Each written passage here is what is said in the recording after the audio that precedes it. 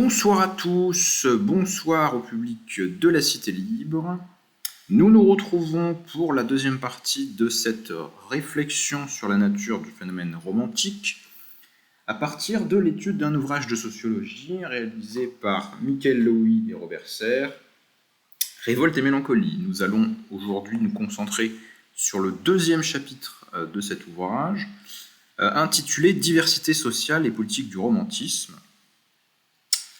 Cela fait suite à une présentation finalement des caractéristiques générales de l'idéologie ou de la vision du monde romantique telle qu'elle a été conceptualisée par ces auteurs. Ils ont essayé de montrer que derrière les différentes manifestations contradictoires du phénomène se cache finalement une vision du monde cohérente qui a sa logique interne. Et maintenant, il va s'agir de voir en quoi les formes d'expression de ce fond idéologique romantique peuvent être variables en fonction de la temporalité historique considérée, du type de pays ou des parties géographiques dans lesquelles les productions intellectuelles marquées par le romantisme se sont exprimées, mais aussi en fonction de types de sous-catégories de cet ensemble idéologique, donc qu'ils vont conceptualiser dans une typologie. Alors, typologie des romantismes. Pour l'élaboration d'une typologie du romantisme, il nous semble plus cohérent de constituer les types en fonction de l'attitude ou de la position prise par rapport au problème de la modernité et de son éventuel dépassement.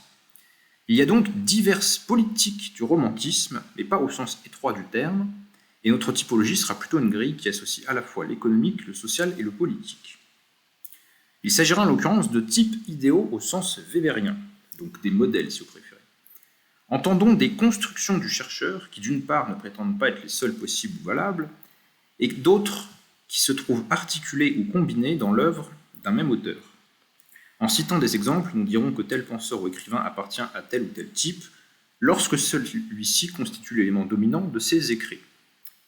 Donc il s'agit ici de présenter des idéotypes de différentes formes possibles d'attitude romantique, en étant bien d'accord sur le fait que dire que un auteur se rapproche d'un idéal type, ça ne veut pas dire qu'il a tout le temps eu toutes les caractéristiques du modèle décrit, ou que ça n'est pas combinable avec d'autres formes de pensée.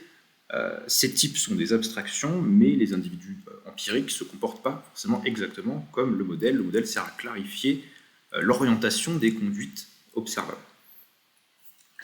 C'est donc une approche weberienne. Alors, nous distinguons les formes de romantisme suivants. Donc 6 catégories principales. Le romantisme de type restitutionniste, le romantisme conservateur, le romantisme fasciste, le romantisme résigné, le romantisme réformateur, et enfin le type qualifié de révolutionnaire ou utopique. C'est ce dernier type qui va intéresser particulièrement les auteurs et qui vont le sous-détailler en un ensemble de sous-catégories. Donc, la catégorie romantique, il la divise en 6, et ensuite, dans le 6e type, il le redivise en plusieurs catégories, parmi lesquelles il distingue des tendances. Donc, dans les formes de romantisme à caractère révolutionnaire, il y aura une tendance jacobine démocratique, une tendance populiste, une tendance socialiste utopico-humaniste, une tendance libertaire et une tendance marxiste. Et vous verrez que je me suis permis de suggérer une catégorie supplémentaire histoire de faire un peu avancer la réflexion. Alors, commençons par la première forme, le restitutionnisme. Dans la typologie des romantiques, ce type occupe une place privilégiée et constitue donc un point de départ logique pour la discussion des types. On peut estimer que c'est la forme de romantisme la plus importante, aussi bien sur le plan qualitatif et quantitatif. La plupart des écrivains et des penseurs romantiques d'envergure se situent principalement dans cette catégorie. Il est évident que la perspective restitutionniste est d'une certaine manière la plus proche de l'essence du phénomène global. Le type restitutionniste de romantique se définit précisément comme aspirant à la restitution, c'est-à-dire à la restauration ou à la création de ce passé qui est posé comme ayant des valeurs ou des caractéristiques plus humaines, plus authentiques et préférables au monde moderne qui serait par rapport à lui aliéné. Le restitutionnisme, ni résigné par réalisme à un présent dégradé, ni orienté vers une transcendance à la fois du passé et du présent, Le restitutionnisme désire tout simplement le retour du passé de ce qui fait l'objet de la nostalgie. Donc ce n'est pas une démarche de fuite ou de simple lamentation sur le passé qui s'est enfui, c'est une volonté active de le reconstituer tel quel. Le passé qui est l'objet de la nostalgie des restitutionnistes est parfois une société agraire traditionnelle, chez les slavophiles russes ou dans l'école littéraire du sud des États-Unis dans l'entre-deux-guerres. Vous noterez l'écart historique entre les deux dates considérées et aussi les types de sociétés différenciés. Les slavophiles russes, ça va plutôt être des auteurs du XIXe siècle. L'école littéraire du sud des États-Unis dans l'entre-deux-guerres, c'est évidemment les années 20 à 40, où la modernisation des États-Unis, son industrialisation, son urbanisation, etc., font des progrès considérables. Et c'est précisément à mesure que ces processus se déploient que la nostalgie de ce qu'il y avait avant trouve à s'exprimer. Et pourquoi j'ai du spam là? Ah non, je veux pas de pub. Bref. Cette fascination de l'idéal sur le passé médiéval, surtout sous sa forme féodale, s'explique vraisemblablement par sa relative proximité dans le temps, comparée aux sociétés antiques ou préhistoriques, et sa différence radicale avec ce qu'on rejette du présent. Ce passé est assez proche pour qu'on puisse en exiger la restauration, mais en même temps totalement opposé à l'esprit et aux structures de la vie moderne. Alors cette forme de romantique est prédominante notamment en Allemagne. Désillusionnés par la direction que la Révolution française avait prise dans ces dernières années, et surtout par la période napoléonienne, les romantiques allemands de la forme ou de la variante restitutionniste se tournent vers l'idéal d'une restauration médiévale dont les valeurs dominantes sont l'ordre hiérarchique des stands, donc les États ou les corps corporatistes d'Ancien Régime, les liens féodaux de personne à personne, la communion de tout le corps social dans la foi religieuse et l'amour du monarque. Et on peut y associer des auteurs qui ne sont pas forcément très connus. Je passe un peu parce que c'est que des noms allemands pénibles. Cette vision d'un Moyen-Âge idéalisé et opposé sur tous les points au nouvel ordre bourgeois s'exprime dans le domaine littéraire chez des auteurs tels que Tatati Tatata et Novalis. Donc j'ai fait des coupures, je ne vais pas détailler à chaque fois toutes les caractéristiques de chaque idéotype, mais l'une des formes qui caractérise très souvent les auteurs de type romantique, c'est la volonté tout simplement de restaurer le passé tel qu'il était, puisqu'il était meilleur, il n'avait pas les traits aliénants et dégradés de la société moderne, et ça va souvent porter sur une nostalgie d'une société pré-industrielle, plutôt féodale, aristocratique. C'est ce qui permet de rendre compte des manifestations esthétiques romantiques de type qui a donné son nom au mouvement d'ailleurs. Intérêt pour l'art roman, intérêt pour le Moyen-Âge, Notre-Dame de Victor Hugo, les romans de Walter Scott, toute une partie de la production romantique porte effectivement le désir de se tourner vers le Moyen-Âge. Souvent avec une perspective de restauration religieuse. Alors, le romantisme conservateur, donc deuxième forme possible.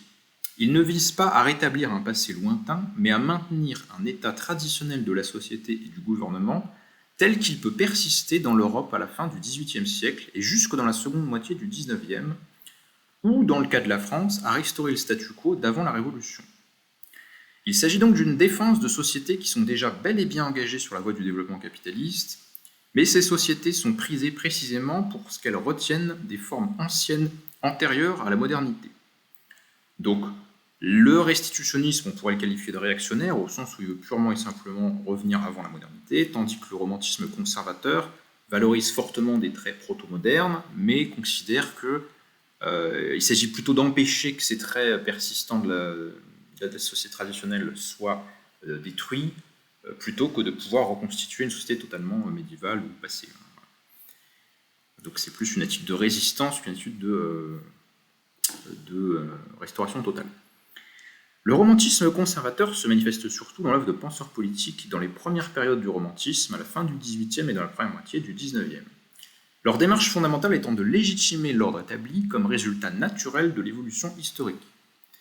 Donc on peut penser à l'école historique du droit en Allemagne, à un auteur qui s'appelle Stahl, à l'idéologie tauride de Disraeli. Parmi les grands philosophes du romantisme, c'est probablement Schelling qui en est le plus proche, et dans l'économie politique, Malthus n'est pas sans avoir des liens avec cette position. Il ne le cite pas, mais il me semble clair qu'on pourrait ajouter Edmund Burke à ce type-là de romantisme, car Le type de société que défend Edmund Burke est de fait déjà commerciale et marchande, voilà, c'est l'Angleterre de la Révolution industrielle, mais ce qu'il aime vraiment dans cette Angleterre, ce sont plutôt des traits du passé qu'il s'agit de préserver malgré ce développement moderne. Donc je pense que Burke serait un bon exemple de romantique conservateur. La frontière avec le romantisme restitutionniste est imprécise. Certains auteurs, chez les ultras comme Joseph de Maistre ou Louis de Bonald, semblent se situer quelque part dans une zone de transition. Nananana. Le refus total de l'industrie moderne de la société bourgeoise est essentiel au type restitutionniste. Leur acceptation entière relève d'une pensée non romantique, quelle que soit la place qu'elle fait à la tradition, à la religion et à l'autoritarisme. Par exemple, le positivisme d'Auguste Comte. Auguste Comte et les positivistes ne peuvent pas être considérés comme des romantiques, quand bien même ils auraient plus d'un trait conservateur autoritaire. Ça se marie avec une vision du monde modernisatrice sur le plan industriel et métaphysique, puisqu'il s'agit de se débarrasser de la croyance en des arrière-mondes. Le romantisme conservateur adopte une position intermédiaire en acceptant la situation existant dans l'Europe des périodes concernées, donc on va garder le genre de société qu'on a à la fin du XVIIIe, début du XIXe, dans laquelle le développement naissant du capitalisme en plein essor partage le terrain avec des éléments féodaux importants. On pourrait trouver une combinaison un petit peu de ces deux types dans l'Allemagne de l'époque du Deuxième Reich, voilà, qui est très capitaliste à certains égards et encore largement féodal et aristocratique à d'autres. C'est un empire. Donc on pourrait tout à fait y trouver des attitudes de type romantique conservateur qui considèrent que, bon, on ne peut pas revenir à une société vraiment passée, mais il ne faudrait pas que ça aille plus loin. Alors, troisième variante maintenant, le romantisme de type fasciste. En abordant le type fasciste, il faut tout d'abord souligner que pour nous, donc les auteurs, il ne s'agit que d'un type parmi d'autres, et qu'il est loin d'être le plus important ou le plus essentiel du phénomène. Donc ils font ces démarcations précisément parce qu'on avait vu en introduction qu'un certain nombre de théoriciens du romantisme l'avaient associé de façon unilatérale à l'extrême droite. Or, la gamme des positions politiques possibles avec le romantique couvre à peu près la totalité du spectre politique. Il n'y a pas de raison de l'associer que à l'extrême droite, notamment celle du XXe siècle. L'idéologie nazie, et plus généralement fasciste, et l'esprit romantique ne coïncident pas. Mais cela dit, il est indéniable que le nazisme exerçait un pouvoir de fascination sur une quantité non négligeable d'intellectuels authentiquement romantiques dans la période de l'entre-deux-guerres. Outre les cas assez nombreux d'auteurs néo-romantiques médiocres et sans valeur qui sont devenus les chantres du nazisme et du fascisme, il donne l'exemple de l'expressionniste Hans Jost, que je ne connais pas, un certain nombre d'écrivains de qualité l'ont également rejoint. Citons notamment Drieux-La Rochelle, Herzapund et Knut Hansou. Et là, je mets qu'on pourrait y rajouter toute une liste de gens, en fait. Alors, j'ai plus tout à fait le nom en tête, mais je pense à 2 ou 3 cas d'écrivains ou d'intellectuels italiens qui ont effectivement cette veine passéiste romantique et qui ont rejoint le fascisme mussolinien. Mais dans le cas du fascisme français, il y a Drieux-La Rochelle, effectivement, mais on pourrait tout à fait penser aussi à un auteur tel que Brasillac, qui se dit pacifiste convaincu, il nous chante Jeanne d'Arc, il nous chante le Moyen-Âge, contre la décadence de la France moderne, etc. Bon. Dans le cas de l'Allemagne, on pourrait citer l'ensemble du courant des écrivains dits folkish, avec toutes sortes de noms qui sont assez obscurs, mais dont les derniers en date, et peut-être l'un des plus connus, serait Spengler, par exemple, qui illustre bien ce ralliement à des idéologies de type fasciste en tant qu'elle serait le dernier rempart ou la meilleure manifestation possible de ce qui permettrait de sauver le passé idéalisé. Quelle est la spécificité du romantisme dans sa forme fasciste? Alors, qu'est-ce que c'est comme combinaison d'éléments d'être à la fois romantique et fasciste? D'abord, le refus du capitalisme se mêle à une condamnation violente de la démocratie parlementaire aussi bien que du communisme. De plus, l'anticapitalisme est souvent teinté d'antisémitisme. Les capitalistes, les riches et ceux qui représentent l'esprit des villes et de la vie moderne apparaissent sous les traits du juif. Et on ne comprendrait rien à l'antisémitisme politique des modernes si on ne voyait pas que, pour cette extrême droite fascisante, ou fasciste, ou nazie, le signifiant juif, c'est un concentré, c'est un équivalent symbolique de tous les aspects de la modernité qu'ils n'aiment pas. Juif égale urbain, égale capitaliste, mais aussi égale communiste, car dans l'idéologie, une chose et son contraire peuvent coexister sans problème.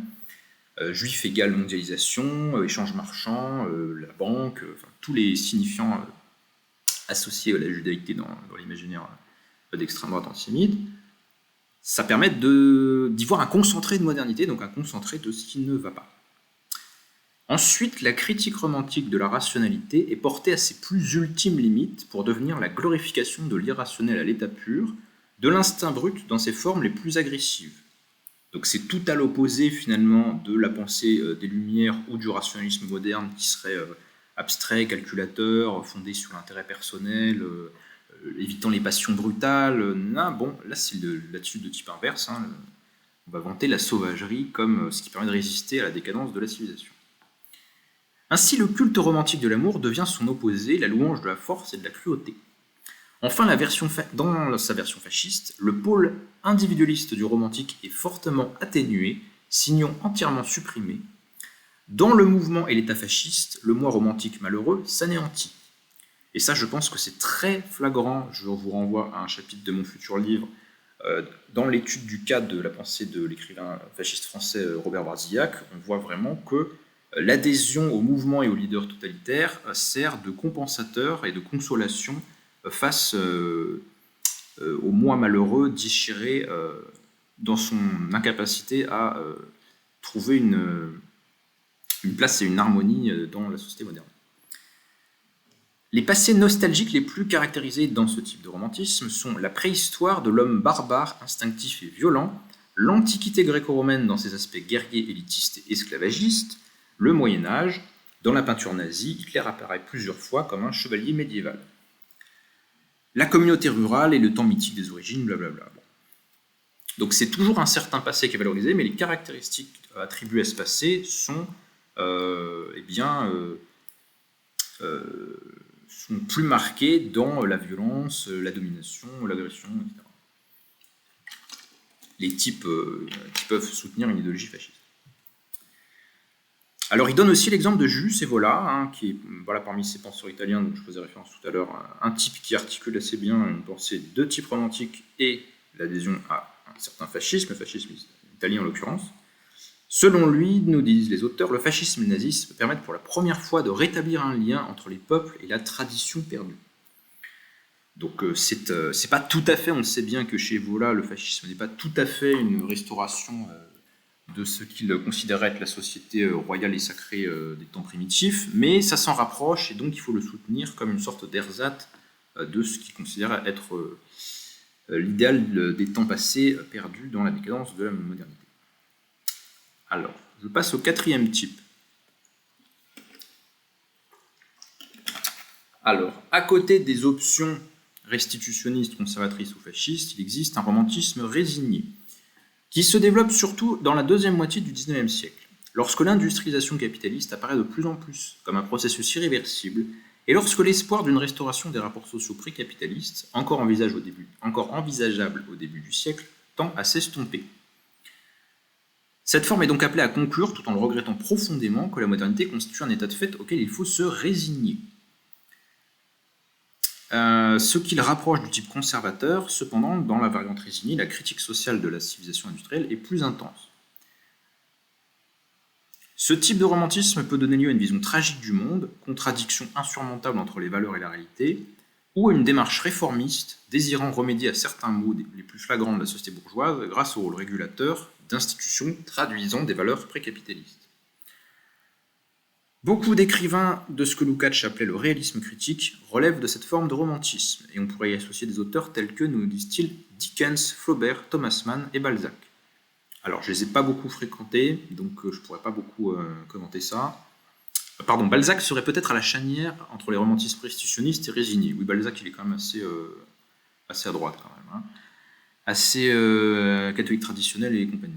Mais c'est en Allemagne, au tournant du siècle, qu'on trouve l'expression la plus caractéristique de ce courant, notamment dans les milieux du mandarinat universitaire, parmi les grands sociologues allemands. Il cite notamment le cas de Tönnies et de Max Weber, et toute la philosophie sociale qui a été nommée à cette époque le socialisme de la chair, c'est-à-dire une vision critique de la modernisation capitaliste, de l'industrialisation, de la bureaucratisation, des rapports sociaux marchands, de la grande ville, etc., mais qui, plutôt que de prôner le retour à une forme de société, souhaiterait recréer finalement des institutions régulatrices dans la société moderne qui compensent ces mauvais effets. donc par certaines réformes sociales. On pourrait peut-être, dans une certaine mesure, rapprocher Durkheim de ces préoccupations-là, car on sait que Durkheim était très préoccupé par la fragilisation des liens sociaux et l'anomie dans la société moderne. Max Weber exprimait une attitude commune à plusieurs d'entre eux lorsqu'il écrivait en 1904 qu'il fallait accepter le capitalisme non parce qu'il nous semble meilleur que les anciennes formes de structure sociale, mais parce qu'il est en pratique inévitable. Malgré sa tendance réformiste, ce courant est porteur d'une dimension tragique dans la mesure où ses valeurs sociales et culturelles paraissent condamnées au déclin et à la disparition dans la réalité présente. Dans une certaine mesure, on pourrait aussi rapprocher Nietzsche de ce type. Mais ça dépend des textes de Nietzsche, il y en a d'autres qui pourraient être interprétés différemment. Le type résigné semble se prêter à la déploration de la décadence, alors ça c'est moi qui le dis, au style pamphlétaire, dénonciateur d'un présent de perdition impossible à modifier, et marque les écrivains de la fin du XIXe siècle, et là je mets quelques cas qui auraient pu être rapprochés de ce type. Je pense à Léon Bloy, dans le cas de la France, je pense à Péguy, parce que Péguy ne voit pas de solution, quand on lit notre jeunesse de Péguy, c'est très flagrant, il nous dit, voilà, on ne peut rien faire contre la dégradation à l'œuvre dans le monde moderne, il faut essayer d'y résister héroïquement, mais il n'y a pas de solution. On pourrait aussi rapprocher Nietzsche de cette attitude, et je pense que dans une certaine mesure, certains écrits de Maurice Barrès ne seraient pas étrangers à cette tendance. C'est un romantisme qui considère qu'on peut peut-être essayer de limiter les dégâts, mais qu'on ne pourra jamais revenir à la société d'avant.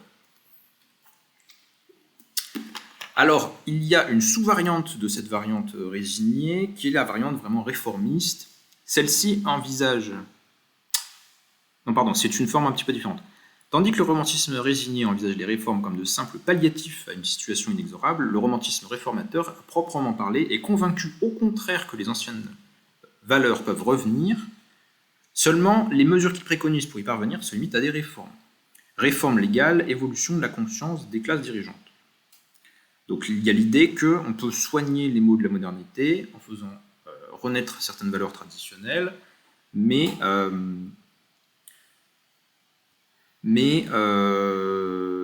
comment dirais-je, par des mesures légales limitées. Souvent, la référence de ces auteurs, qui seront plutôt qualifiés de jacobins démocrates, entre guillemets, plutôt cette tendance-là, souvent, les auteurs qui prônent des réformes du système sont liés à valorisent les éléments modérés de la Révolution française, plutôt les Girondins que les Jacobins, et leur inspiration révolutionnaire a tendance à s'exprimer sur un registre sentimental, vague ou mythique. Donc le romantisme type réformateur peut apprécier la Révolution française, mais plutôt dans ses éléments modérés, et pas pour imiter finalement une attitude révolutionnaire dans ce XIXe siècle, ou au-delà. Les cas les plus notables du romantisme réformateur se trouvent concentrés dans la première moitié du XIXe siècle en France, et ils pensent à des auteurs comme Lamartine, Sainte-Beuve, Michelet, Lamennais ou Victor Hugo. Il y a des textes de Michelet, effectivement, qui sont tout à fait critiques sur les effets de l'introduction des métiers à tisser, des machines modernes dans les fabriques, par rapport aux formes artisanales du travail, etc., etc. On pourrait trouver toutes sortes de similitudes. Et même chez Hugo, qui est un progressiste, qui est quelqu'un qui pense que la société moderne a apporté beaucoup de progrès aussi, c'est pas une vision unilatéralement triomphante, il a aussi bien conscience des effets ambigus de cette modernisation, auquel il conviendrait d'apporter des remèdes sociaux, ce qui va l'amener progressivement à passer d'un libéralisme royaliste à des positions républicaines et socialisantes. Alors, la sixième et dernière variante, celle qui va concentrer le plus d'attention de la part des auteurs, c'est le romantisme révolutionnaire. Car c'est vraiment ce type-là, semble-t-il, de forme qui n'a pas été perçu par la plupart des commentateurs précédents du phénomène. Et pour illustrer cette section, j'ai choisi une citation d'un auteur qu'on ne relierait pas particulièrement, me semble-t-il, au romantisme, et qui pourtant me semble avoir toutes les caractéristiques du type décrit, qui est le réalisateur et poète italien du XXe siècle, Pasolini. En effet, chez Pasolini, on trouve à la fois un engagement en faveur du communisme et du changement social, mais aussi des références appuyées au christianisme, avec une dimension spirituelle et mystique, et une nostalgie ou un sentiment de la perte que représente la modernisation capitaliste de l'Italie telle qu'elle va s'opérer dans les Trente Glorieuses. Einaudi, par exemple, en 1976, dans les écrits corsaires. C'est peut-être des écrits qui datent d'avant, c'est la date de publication, mais bon. Ce n'est pas un changement d'époque que nous vivons, mais une tragédie. Ce qui nous bouleverse, ce n'est pas la difficulté de nous adapter à une époque nouvelle, mais une inguérissable douleur semblable à celle qu'ont dû éprouver les mères qui voyaient leurs fils partir pour émigrer, en sachant qu'elles ne les reverraient jamais plus. La réalité, donc la réalité c'est l'Italie capitaliste des années 50-60 en train de se moderniser à tout va, la réalité nous lance un regard de victoire intolérable, son verdict est que tout ce que nous avons aimé nous est enlevé à jamais. Donc c'est un auteur qui est tout à fait engagé dans le mouvement communiste italien, même s'il n'est pas dans le parti communiste italien, mais on sent qu'on n'a pas les accents triomphalistes d'un certain marxiste modernisateur. Alors, les formes du romantisme révolutionnaire. Ce type va investir la nostalgie déjà décrite d'un passé précapitaliste dans l'espoir d'un avenir radicalement nouveau, refusant aussi bien l'illusion d'un retour pur et simple aux communautés organiques du passé que l'acceptation résignée du présent bourgeois ou son amélioration par voie de réforme. Il aspire, d'une façon plus ou moins radicale, plus ou moins contradictoire, à l'abolition du capitalisme et ou à l'avènement d'une utopie égalitaire où se retrouveraient certains traits ou valeurs des sociétés antérieures. Il s'agirait donc d'aller au-delà de la modernité, mais en conservant, dépassant certains traits et en faisant renaître d'autres de la période antérieure. Donc une sorte de fusion des temporalités socio-historiques. Alors, premier type, le romantisme jacobin démocratique. L'existence de ce genre est en soi un témoignage éloquent contre toute affirmation de l'opposition absolue entre romantisme et esprit des Lumières.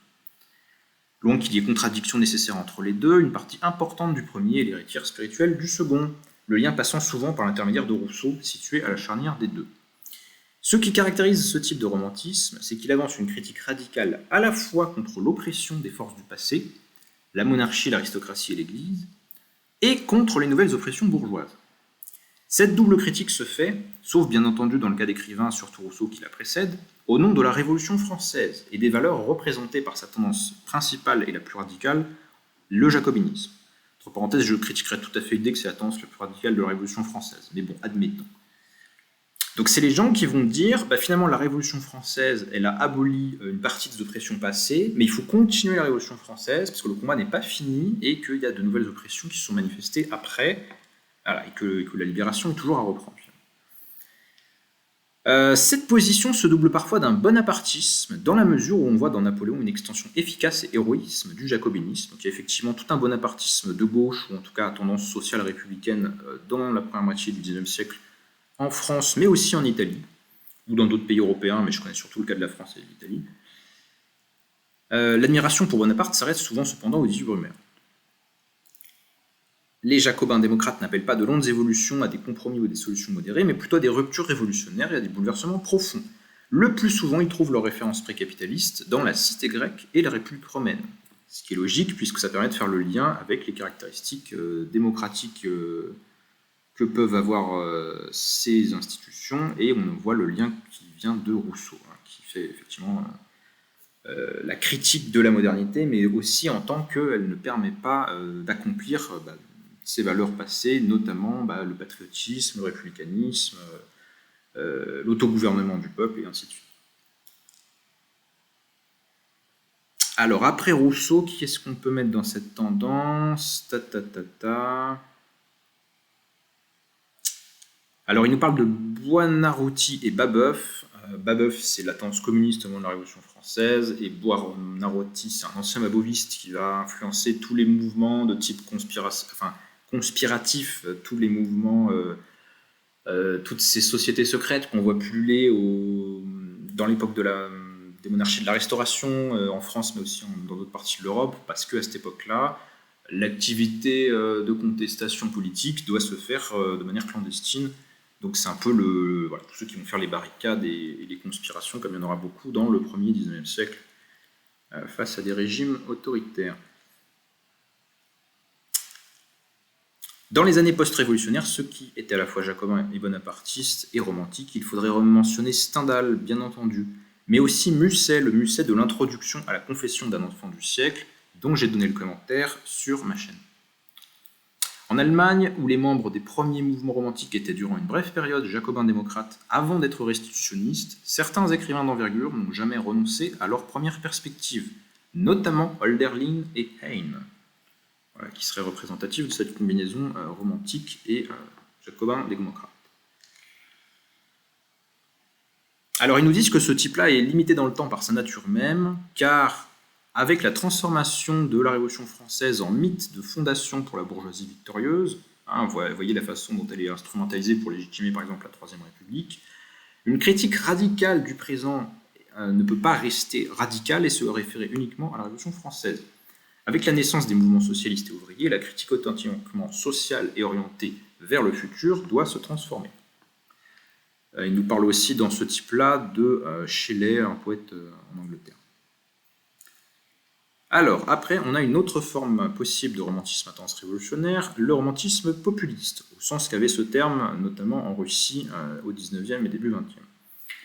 Cette forme de romantisme s'oppose aussi bien au capitalisme industriel qu'à la monarchie et au servage, et aspire à restaurer ou rétablir ou développer comme altérité sociale les formes de production et de vie communautaire, paysanne et artisanale du peuple prémoderne.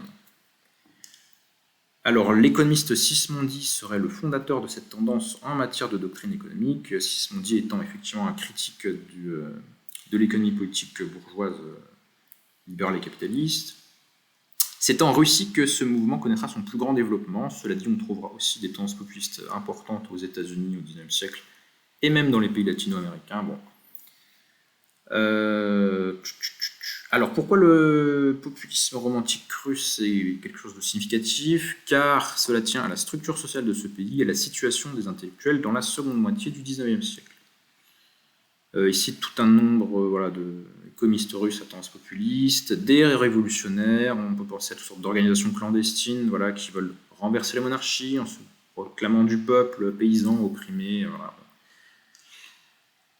Les populistes russes voient parfois dans le fait de s'appuyer sur la commune rurale traditionnelle en Russie, l'Ochtina, le fondement d'une voie spécifiquement russe vers le socialisme qui rejetterait aussi bien l'autocratie que la civilisation capitaliste de l'Occident. Et on peut penser notamment au mouvement La Volonté du Peuple qui veut aller au peuple pour gagner la paysannerie aux nouvelles idées révolutionnaires. Tolstoï serait l'écrivain russe ayant le plus d'affinité avec ce culte populiste de la paysannerie. Ensuite, on a un type qui est qualifié de socialisme utopico-humaniste. Les auteurs spécifiquement romantiques liés à ce courant construisent une alternative socialiste à la civilisation industrielle bourgeoise en se référant à certains paradigmes sociaux, certaines valeurs éthiques et religieuses de type précapitaliste. Leur critique ne s'exerce pas au nom d'une classe comme le prolétariat, mais au nom de l'humanité tout entière, ou plus particulièrement de l'humanité qui souffre, et elle s'adresse à tous les hommes de bonne volonté. Ce qu'on nomme d'habitude les socialismes utopiques ne sont pas toujours de sensibilité romantique. Owen et Saint-Simon notamment sont avant tout des hommes des Lumières, du progrès et de l'industrie. En revanche, on peut associer au type romantique socialiste, socialiste utopico-humaniste, ce type-là, des auteurs en France tels que Charles Fourier et Pierre Leroux. Tout ce qui est le socialisme chrétien, là il ne le cite pas, mais on pourrait penser à Étienne Quebec, un communiste chrétien qui écrit une utopie. Toutes ces petites sectes qu'on voit foisonner en France entre les années 1820 et 1848, par exemple, il y a beaucoup de mouvements qui vont mener la critique de la société bourgeoise en développement, avec des références au passé, souvent des références au christianisme. Ça va être le christianisme social, le Christ des barricades, comme on disait à l'époque. Le vrai socialisme, entre guillemets, de Karl Grun en Allemagne, l'expressionniste Ernst Toller, ou encore l'humaniste marxiste Erich Fromm, qui lui est un auteur du XXe siècle. Un exemple très éclairant de cette démarche est l'œuvre de Mos Hess, le socialiste juif allemand qui a une influence formatrice sur Marx et Engels, en particulier dans ses écrits de jeunesse. Donc il s'agit de contester finalement le développement de la société capitaliste moderne au nom de valeurs plutôt fondées sur l'homme et sur la référence au genre humain qui auraient été mieux respectés finalement dans les sociétés prémodernes ou qui sont un réservoir de valeurs ou de références duquel on peut critiquer le présent avec notamment référence au christianisme. Ensuite, on a le romantisme libertaire, ou anarchiste, ou anarcho-syndicaliste. Celui-ci s'inspire de certaines traditions collectives précapitalistes des paysans, des artisans et des ouvriers qualifiés pour mener un combat qui vise tout autant l'État moderne, donc centralisé, bureaucratique, rationnel, etc., weberien, contester le capitalisme et établir une fédération décentralisée de communes locales. Et dans les auteurs anarchistes à tendance romantique, on peut effectivement penser à toute une série qui va de Proudhon, Bakounine, Kropotkin ou Élisée Reclus. Sachant que dans le cas d'Élisée Reclus et de Kropotkin, c'est lié ce romantisme anarchiste à une sensibilité écologiste et à une œuvre de géographe. Kropotkin et Reclus sont des géographes. Kropotkin, c'est aussi un théoricien des sciences naturelles et de la biologie en particulier. Voilà, dans ces variantes-là, à tendance libertaire, la sensibilité écologiste n'est pas éloignée, et il y a l'idée que finalement, la modernité est une brutalité qui écrase aussi bien l'homme par ses institutions que sont l'État ou le capital, que l'environnement naturel qui finalement est réduit à l'état de moyens et passé à la moulinette. Il semble que l'anarchisme s'imposa de manière la plus puissante en tant que mouvement social en Espagne, car c'était un État, enfin un pays qui était relativement moins industrialisé que les autres, et il s'agissait d'y empêcher que le capitalisme s'y installât. On pourrait faire des remarques analogues, me semble-t-il, dans une certaine mesure pour l'Italie. L'Italie a toujours eu jusqu'à nos jours une forte tradition anarchiste. Ce n'est pas sans lien, me semble-t-il, avec son retard industriel, même si ça serait à nuancer selon les régions, etc. Mais voilà, cette contestation sociale paysanne et populaire dans des pays où le développement capitalistique est moins avancé favorise, semble-t-il, le développement de contestations de type anarchiste. Dans cette forme de romantique anarchiste, on pourrait aussi citer Gustav Landor dans Les penseurs allemands. Et je renvoie d'ailleurs à ma vidéo sur l'ontologie de l'anarchisme, où j'avais déjà évoqué ce personnage. Enfin, dernier type présenté par les auteurs, le romantisme marxiste, qui peut passer pour la variante la plus inattendue. En tout cas, ils ont eux-mêmes fait remarquer précédemment dans l'ouvrage que les tendances dominantes dans le marxisme étaient plutôt modernisatrices de manière unilatérale, Lénine étant le cas paradigmatique. Cependant, il existe une dimension romantique significative, sinon vraiment dominante, chez Marx et Engels eux-mêmes. L'analyse détaillée de ces traces sera d'ailleurs l'objet du chapitre 3 de l'ouvrage, mais je n'en parlerai pas.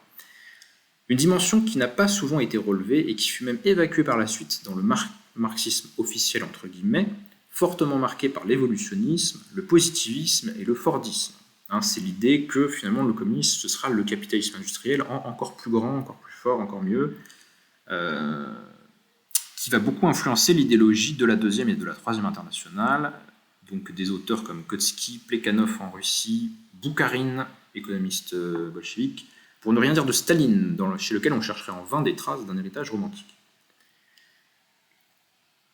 La dimension romantique du marxisme s'affirme chez certains auteurs marginaux ou excentriques par rapport à l'orthodoxie des partis marxistes. Dans le cas de l'Angleterre, on a William Morris à la fin du XIXe siècle, et plus tard des écrivains, théoriciens de la littérature ou historiens comme Thomson ou Williams, qui sont effectivement importants dans l'histoire intellectuelle du marxisme britannique de la deuxième moitié du XXe siècle.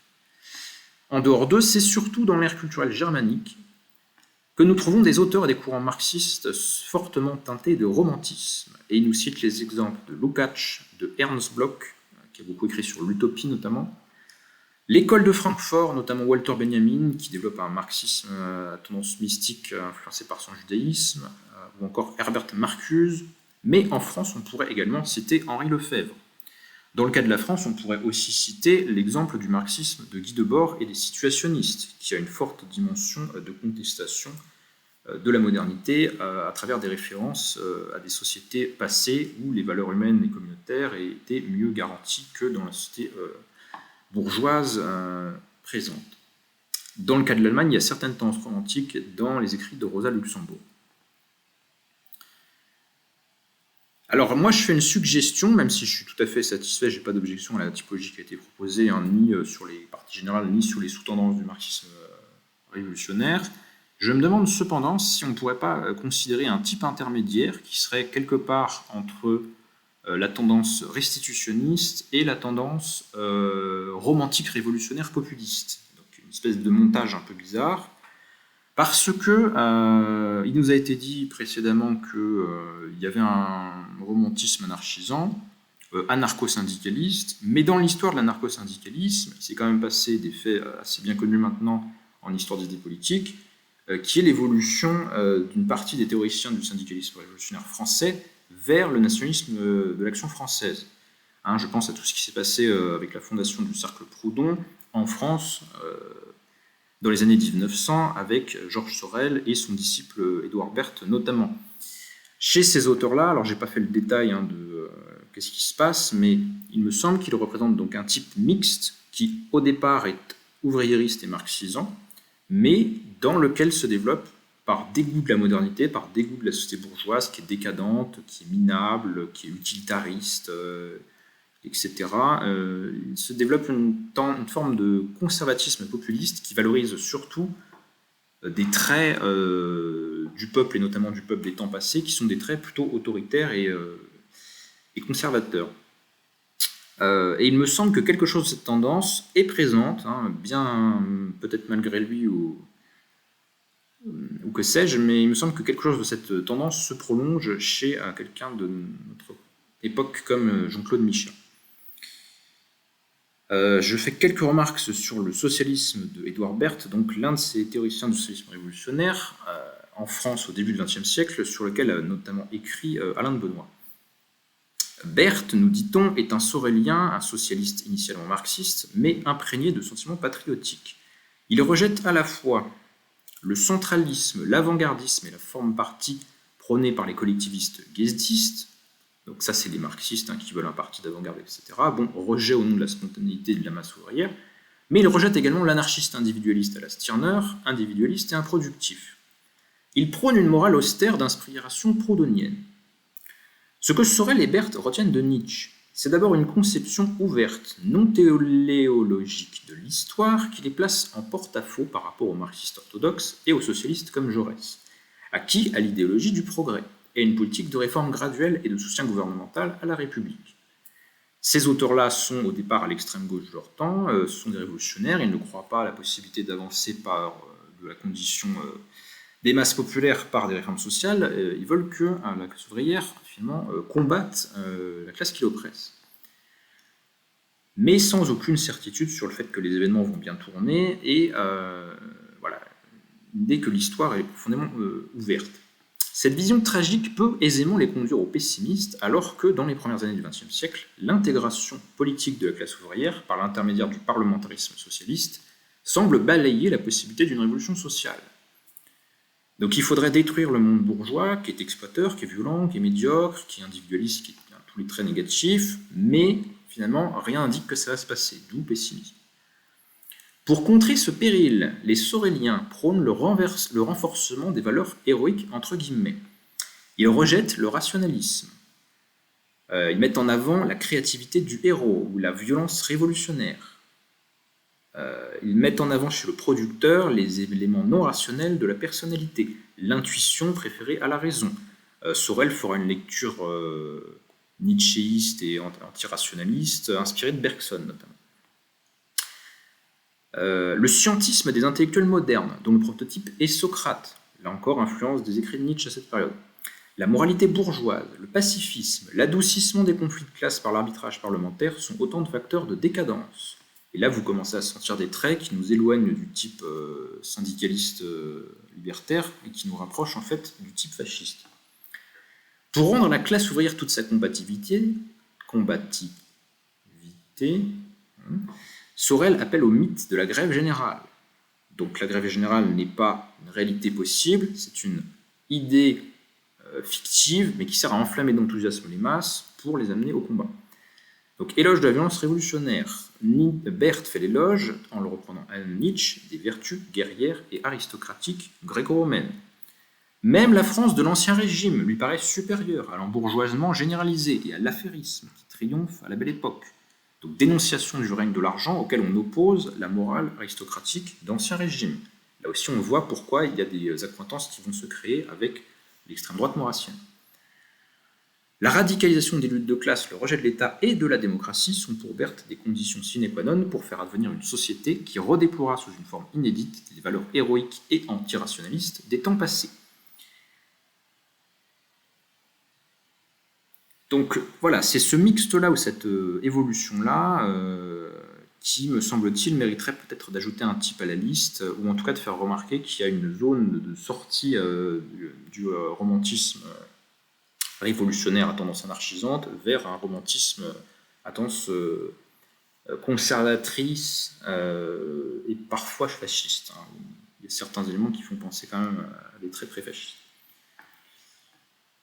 Bon voilà, je m'en arrête là sur l'analyse de tous les types. Ça vous montre finalement l'incroyable plasticité de cette vision du monde, qui est fortement sous-estimée et que le livre de Michael Louis Robert Sarle mérite de ramener dans notre réflexion collective.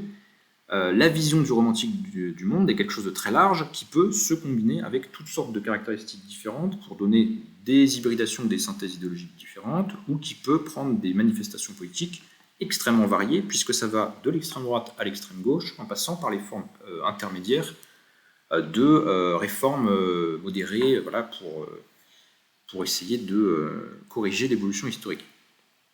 Je vais maintenant faire quelques remarques conclusives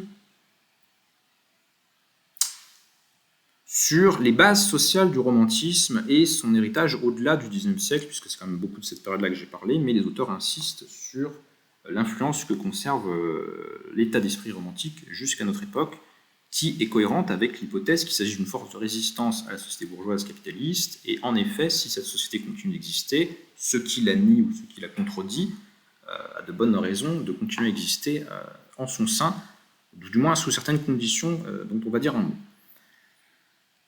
La plupart des analyses habituelles des cadres sociaux du romantisme font l'impasse, selon les auteurs, sur une catégorie essentielle, l'intelligentsia. Groupe composé d'individus aux origines sociales diverses, dont l'unité et l'autonomie relative résultent d'une position commune dans le processus de production de la culture. Donc le romantisme serait en fait une vision du monde qui touche particulièrement les intellectuels, ou les gens voilà, qui ont une activité qui est justement liée à des valeurs qui normalement ne sont pas purement commercialisables. Il est évident que les producteurs de la vision du monde romantique représentent certaines fractions traditionnelles de l'intelligentsia dont le mode de vie et de culture sont hostiles à la civilisation industrielle bourgeoise. Écrivains indépendants, religieux ou théologiens, de nombreux romantiques sont fils de pasteurs, par exemple Nietzsche, poètes et artistes, mandarins universitaires, etc. Quel est le fondement social de cette identité, de cette hostilité?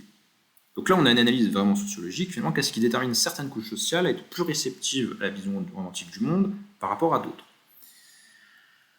L'intelligentsia traditionnelle vit dans un univers mental régi par des valeurs qualitatives, éthiques, esthétiques, religieuses, culturelles ou politiques. Toute leur activité de production spirituelle, comme dit Marx dans l'idéologie allemande, est inspirée par ces valeurs qui constituent, pour ainsi dire, leur raison d'être en tant qu'intellectuels. Or, étant donné que le capitalisme est un système dont le fonctionnement est entièrement déterminé par des valeurs quantitatives, à savoir le profit, la production, etc., il existe une contradiction fondamentale entre l'intelligentsia traditionnelle et l'environnement social moderne, contradiction qui est génératrice de conflits et de révoltes. Bien entendu, l'intelligentsia de type ancien n'échappe pas, au fur et à mesure que se développe le capitalisme industriel, aux contraintes du marché, et notamment à la nécessité de vendre ses produits spirituels, parce qu'elle va tomber dans des rapports marchands, elle aussi, évidemment. Une partie de cette catégorie sociale finit bel et bien par accepter l'hégémonie de la valeur d'échange, en se pliant intérieurement, parfois même avec ferveur, à ses exigences.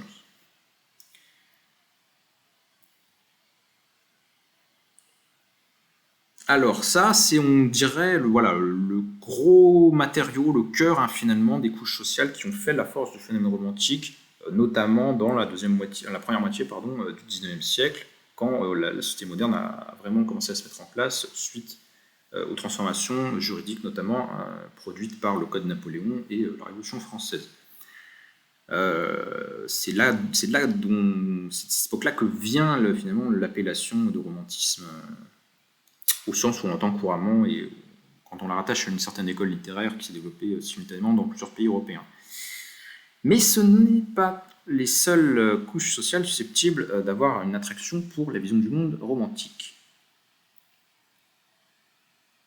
Alors, ils nous disent, si les créateurs, les porteurs des diverses figures du romantique sont ainsi issus de cette intelligentsia classique, entre guillemets, distincte de l'intelligentsia de type plus moderne, qui serait composée de scientifiques, techniciens, ingénieurs, économistes, administrateurs, mass-médiatiseurs, néologisme aventureux, l'audience ou la base sociale au sens plein, donc tout l'ensemble des gens qui sont susceptibles d'être acquis à des idées romantiques, dépasse cette intelligentsia menacée finalement dans sa légitimité culturelle par la montée en puissance de nouvelles formes d'intellectuels modernes en fait. Elle est composée potentiellement de toutes les classes, fractions de classes ou catégories sociales pour lesquelles l'avènement et le développement du capitalisme industriel moderne provoquent un déclin et ou une crise de leur statut économique, social ou politique. Donc là, c'est important de noter que ça peut être des gens qui sont en déclassement entre guillemets réel au sens économique, mais qui peut être aussi un déclassement symbolique ou social. Pensez aux, je ne sais pas, aux théologiens ou même aux enseignants par rapport à d'autres figures qui émergent dans la société et qui prennent plus de valeur sociale. Qui portent atteinte à leur mode de vie, à leurs valeurs culturelles auxquelles ils sont attachés. C'est la raison pour laquelle le romantisme peut toucher différentes couches de l'aristocratie, les propriétaires fonciers, la petite bourgeoisie urbaine et rurale ancienne, le clergé, et toute une variété de conditions d'intellectuels traditionnels, y compris le corps étudiant. Effectivement, il y aura beaucoup de cas, on pourrait rattacher beaucoup de phénomènes et de mouvements étudiants à des visions du monde influencées par une idéologie de type romantique. Ajoutons que les femmes, indépendamment de leur origine de classe, et en tant qu'écrivains, lectrices de romans, militantes des mouvements féministes, c'est-à-dire à la fois en tant que créateurs, consommateurs et porteurs, entretiennent depuis le début un rapport privilégié avec le romantisme. Hypothèse explicative des auteurs sur pourquoi c'est comme ça, cela s'explique sans doute par le fait qu'historiquement les femmes furent exclues de la création des principales valeurs de la modernité par les scientifiques, les entrepreneurs, les industriels, les politiciens, et que leur rôle social fut défini comme centré par les valeurs qualitatives, la famille, les sentiments, l'amour, la culture. On pourrait aussi parler de la nature et de l'association de la féminité à la nature, qui a toutes sortes d'effets ambigus, mais qui peut aussi amener à des mobilisations, parce que finalement, défendre la nature menacée, c'est défendre ceux qui nous constituent socialement quand on est une femme définie par un lien particulier avec les éléments naturels.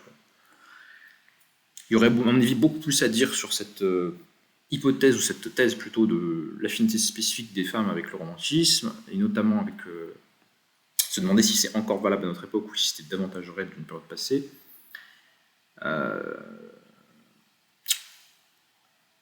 Cependant, donc j'en arrive, donc j'en suis à la partie conclusive. Qu'est-ce qui prouve finalement la force de l'hypothèse interprétative défendue par Michael Lowy et Robert Serre? Eh bien, c'est, me semble-t-il, que leur explication de l'essence du phénomène romantique permet de comprendre en quoi il exerce une force attractive et des manifestations continuelles au-delà de la période auquel on l'associe généralement au sens courant du terme. Où le romantisme serait alors un ensemble de manifestations esthético-littéraires qui seraient survenues entre la fin du XVIIIe et les années 1880 au plus tard. En effet, si, comme les auteurs le pensent, le romantisme est fondamentalement une réaction critique aux effets de l'organisation moderne bourgeoise de la société, on est en droit d'attendre qu'il se manifeste à mesure que la dite société contrarie de plus en plus les valeurs qualitatives des couches sociales susceptibles de développer une vision romantique du monde. Et c'est bien ce qui se produit et ce qui permet d'expliquer les résurgences dans des conditions différentes d'attitudes de type romantique. Alors si le romantisme ne dépendait que de couches sociales relevant d'un fonctionnement traditionnel de la société, alors ça devrait être un phénomène en déclin et qui serait en train de disparaître et qui aurait dû même disparaître dès le XXe siècle. Or, nous disent-ils, il n'en est rien. Non seulement une partie significative de la production culturelle contemporaine en est profondément influencée, mais on assiste à l'essor de nouveaux mouvements sociaux à forte coloration romantique. Tout se passe en effet comme si la civilisation industrielle capitaliste avait atteint une étape de son développement où ses effets destructeurs sur le tissu social et l'environnement naturel ont pris des proportions telles que certains thèmes du romantisme et certaines formes de nostalgie exercent une influence sociale diffuse allant bien au-delà des classes ou catégories avec lesquelles il était principalement lié auparavant. Donc persistance du phénomène malgré le déclin des couches qui l'ont porté au départ. Alors à quoi peut-on voir qu'il y a des résurgences d'attitudes romantiques dans la société contemporaine? Il nous donne les exemples suivants. C'est au sein du mouvement contestataire de la jeunesse étudiante des années 60 que sont nés la plupart des mouvements sociaux d'inspiration romantique qui vont occuper le devant de la scène au cours des dernières décennies du XXe siècle. L'écologie, le pacifisme, le féminisme. On pourra penser aux Verts en Allemagne, par exemple. Ainsi que, dans un autre contexte, la théologie de la libération, pour les pays latino-américains. L'écologie est probablement parmi ces mouvements sociaux celui qui a porté le plus loin la critique romantique de la modernité par sa mise en question du progrès économique et technologique et son aspiration utopique à restaurer l'harmonie perdue entre l'homme et la nature. Je souhaiterais vous en donner une illustration, même si c'est un petit peu une digression par rapport au cœur du propos, mais c'est pour prouver finalement la persistance de cette vision du monde. Vous avez sous les yeux normalement à l'écran une photographie en vue aérienne de la ville de Welwyn Garden City, une ville créée en 1920 à 32 km au nord de Londres. C'est une ville qui comporte aujourd'hui 48 000 habitants et elle a la particularité d'avoir été planifiée ou conçue à l'avance. Elle n'est pas développée spontanément, si vous voulez. Elle a été pensée par un urbaniste bien connu des gens qui ont un intérêt pour l'histoire de l'urbanisme et de l'architecture qui s'appelle Ebenezer Howard, qui voulait bâtir des cités-jardins. Il a théorisé ce modèle de ville dans un livre en 1898. Howard développe une critique romantique de la ville industrielle du XIXe siècle, soumise aux intérêts du capitalisme industriel et organisée de façon concentrée et purement fonctionnelle. Si vous voulez un exemple de l'antithèse absolue du modèle urbain pour quelqu'un comme Ebenezer Howard, on pourrait penser à la ville du Creusot, en France. Une ville minière avec des baraquements ouvriers un peu partout, des lignes de chemin de fer, et qui est entièrement organisée par le patronat pour que la main-d'œuvre travaille de manière fonctionnelle et soit fixée, implantée, utilisable, contrôlée socialement avec des églises et même des mouchards, etc. Les loisirs sont organisés par le patronat sous forme de terrain de sport et ainsi de suite. Et c'est une ville très polluée avec une zone minière, quoi. Le modèle de Ward, ça se veut exactement le contraire de ces effets qu'il estime néfastes pour la société et la nature conjointement.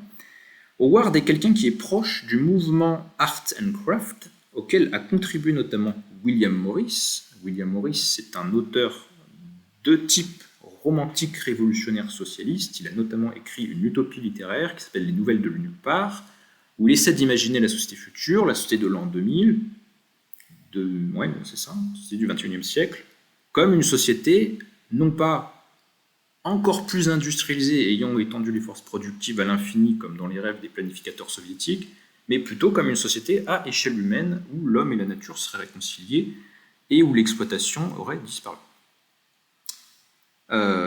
Donc on voit bien effectivement à l'étude de ce panorama et de ce paysage comment la cité-jardin constitue une pensée de l'urbanisation qui s'inspire d'un idéal romantique. On retrouve des influences de ce romantisme dans la pensée urbanistique d'un auteur américain qui s'appelle Lewis Mumford, auteur en 1961 de La Cité à travers l'histoire. Mumford est de nos jours considéré comme un pionnier de l'écosocialisme. Il mène donc une critique à la fois sociale et environnementale de la société capitaliste et il réfléchit aux alternatives, notamment sur le plan de la technique. Cela permet d'illustrer la continuité historique du phénomène romantique au XXe siècle. Je vais à présent vous lire un passage du chapitre, je crois que c'est le 5e, toujours dans Révolte et Mélancolie, qui parle des productions culturelles contemporaines et dans quelle mesure elles travaillent ou elles stimulent un imaginaire de type romantique. L'empreinte frappante du romantisme sur l'imaginaire collectif s'illustre surtout dans des films à grand succès dont la virtuosité technique et l'inventivité sont indéniables. Et il cite par exemple La Guerre des Étoiles, donc, aussi appelée Star Wars, Le Parrain et E.T. sont certainement parmi les films dits tout public, donc traversant l'ensemble des classes et groupes sociaux, qui ont le plus marqué les 2 dernières décennies. Rappelons que c'est un livre des années 90. Or, chacun, d'une façon spécifique, peut être qualifié de romantique. Dans La Guerre des Étoiles, donc Star Wars, les premiers, c'est la lutte contre un empire hautement technologisé, l'incarnation du mal, menée par des paladins, entre guillemets. Il y a effectivement de nombreuses métaphores ou allusions à des comportements de type médiévaux dans la façon dont sont représentés les Jedi dans les premiers Star Wars, menés par des paladins et par un peuple indigène primitif, proche de la nature, soutenu par la force, entre guillemets, une présence invisible et spirituelle, qui triomphe en fin de compte de tous les moyens de la technologie la plus avancée et la plus diabolique. Je saute le cas du Parrain qui m'intéresse moins. Dans E.T., c'est le pacifisme et la bonté d'un extraterrestre identifié à l'environnement naturel. Il ressemble à un végétal et vient d'une planète pastorale, qui est persécuté et torturé dans le monde humain de la modernité, poursuivi par la police à l'aide de tous ses gadgets les plus avancés, puis hyper médicalisé à l'hôpital. Une dernière catégorie d'ouvrages se distingue assez nettement des autres. Dans la culture de masse, il s'agit d'œuvres créées par des écrivains ou des intellectuels sérieux, qui ne visent pas particulièrement un public de masse, mais qui rencontrent pourtant un grand succès et deviennent des best-sellers. Ces ouvrages peuvent posséder une qualité esthétique indéniable, et certains parmi les meilleurs expriment une dimension romantique incontestable. Mentionnons Le Seigneur des Anneaux de Tolkien, dont on a pu souligner qu'il exprimait, je cite un critique, il exprimait l'indice d'un écart croissant entre une société technologiquement contraignante et des individus aliénés qui cherchent à fonder une communauté authentique. Et là, on pourrait faire des développements très longs, mais je ne vais pas parler de Tolkien ce soir. Il est évident qu'il y a chez Tolkien une vision romantique, influencée par son catholicisme, qui critique la déshumanisation et la brutalité de la société industrielle représentée par le Mordor, n'est-ce pas ? Et au-delà de Tolkien, dont on peut rappeler que les livres ont été écrits dans les années 50, il faut penser à toute la tendance de l'heroic fantasy et de la littérature de ce genre-là, qui, pas toujours nécessairement, mais qui bien souvent peut être marquée par une vision romantique du monde dans toute sa coloration politique et sociale, dont on a vu la variété et l'extrême richesse. En conclusion de l'ouvrage, dont on a bien senti que les auteurs avaient une certaine sympathie pour la vision romantique du monde, et notamment pour sa variante révolutionnaire qui occupe des développements substantiels, Michael Lowy et Robert Serre, dans la conclusion, font des mises en garde sur le fait qu'il ne faudrait pas adhérer unilatéralement à la vision romantique, parce qu'elle a mené dans un certain nombre de cas à des excès. Je cite... Lorsqu'on célèbre sans nuance un bon vieux temps quelconque, on peut être amené, selon les cas, à passer sous silence ou au contraire à inclure dans la célébration ce que furent les pires aspects de ces moments du passé. L'esclavage, l'asservissement, les privilèges, la soumission de la femme à l'homme, la misère la plus noire d'une majorité de la population, la guerre, les ravages de la maladie, etc. Bref, tout ce qui pouvait rendre pénible la vie d'au moins une partie de l'humanité. C'est les limites de la vision romantique du monde qui a tendance à idéaliser le passé ou à n'en regarder que les traits pertinents en oubliant aussi les inconvénients. On pourrait l'accuser de manquer de dialectique, si on était un peu marxisant. Il faut sans doute reconnaître que les étapes antérieures du développement des sociétés humaines ont toujours comporté d'importantes zones de souffrance et d'injustice. Cependant, et c'est ça les mérites de la vision du romantisme, qui mérite que cette pensée soit prise en compte et reconnue comme telle dans ces manifestations,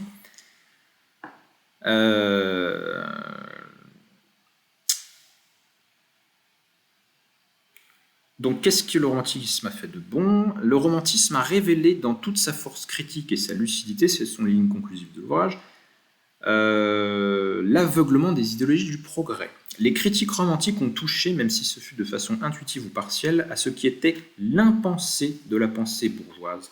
Ils ont vu ce qui était en dehors du champ de visibilité de la vision libérale individualiste du monde, la réification, la quantification, la perte des valeurs humaines et culturelles qualitatives, la solitude des individus, le déracinement, l'aliénation par la marchandise, la dynamique incontrôlable du machinisme et de la technologie, la temporalité réduite à l'instantané, la dégradation de la nature.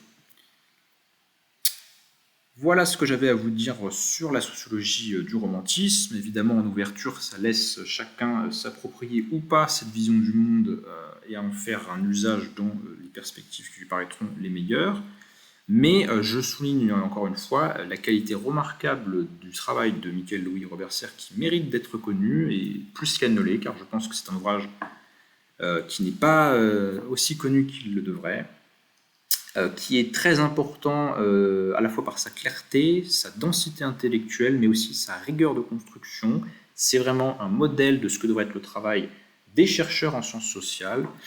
Donc, je vous invite à vous le procurer et à le travailler par vous-même. C'est quelque chose dont vous pourrez avoir un grand bénéfice.